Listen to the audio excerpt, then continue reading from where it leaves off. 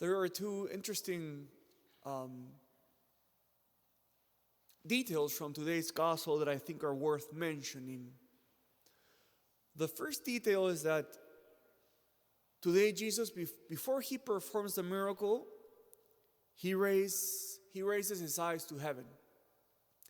This is not the only time that Jesus does this, raising his eyes to heaven before performing a miracle. Do you remember the other places in the gospel where he does this? If you don't, I'll help you. He raises his eyes to heaven before he multiplies the bread, before he cures Lazarus, before he brings him back from the dead, and also he does it when he prays in the Last Supper, doing the priestly prayer. And another special detail about today's gospel is that it says that before he cured him, he also groaned. Other translations say he sighed. And you know in how many other places did Jesus sigh in the gospel? Just in one other place, in the Gospel of Mark. He sighs when he sees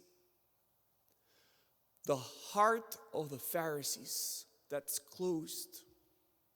Raising his eyes to heaven, sighing. Two details from today's gospel that are very unique.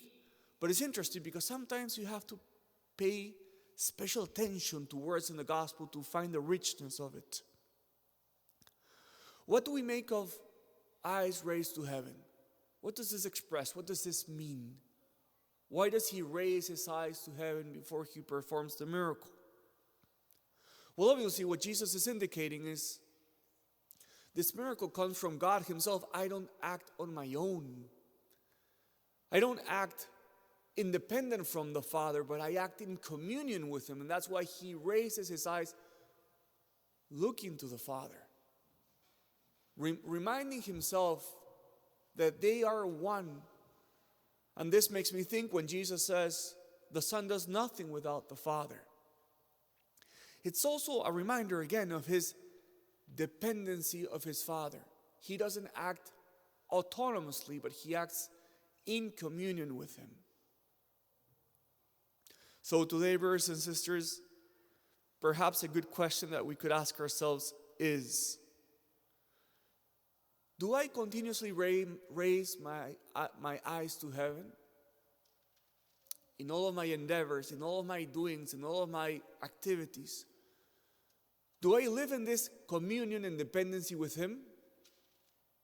Am I permanently reminding myself and evoking his presence, the fact that I can do nothing without him? Or do I tend to act independently, autonomously?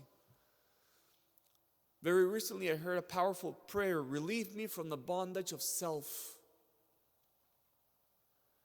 Today my encouragement is, let us remain dependent of the Father. Let us remain in communion with him. Notice yourself when you're trying to go away from him, when you're trying to do your own thing, when you're trying to make your own decisions away from the Father. But rather this gesture of raising his eyes, may it be a great reminder of us of how crucial it is for us to be in him, depending of him.